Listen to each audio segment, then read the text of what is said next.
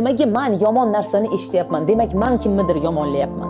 Nima uchun men g'iybatni eshityapman? Demak, men kimnidir g'iybat qilyapman. Nima uchun meni yomonlashyapti? Demak, men kimnidir yomonlayapman. Nima uchun meni chegaramni bosib o'tishyapti? Demak, men kimnidir chegarasini bosib o'tyapman. Qachonki o'zingiz mana ichkarida, har joyda, har narsada nima uchun bu narsani ko'ryapman? Nima uchun bu narsa men bilan sodir bo'lyapti? Nima uchun degan savolni berganingizda siz tashqi muhitni, atrofni vinovat qilmaysiz.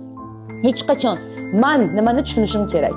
Qayerda men kimnidir chegarasini buzyapman? Qayerda men noto'g'ri yashayapman degan savolni ichingizga berishni boshlaysiz. Aslida Alloh sizni har zamon o'zingizga qaytarish uchun, yaratganga qaytarish uchun atrofingizga aynan oyna berib, sizga yoqmaydigan odamlarni sizga olib keladi. Demak, qayerdadir men shunaqa bo'lyapman. Bilingki, bitta narsani aytaman, qalbingiz hech qachon sizni aldamaydi.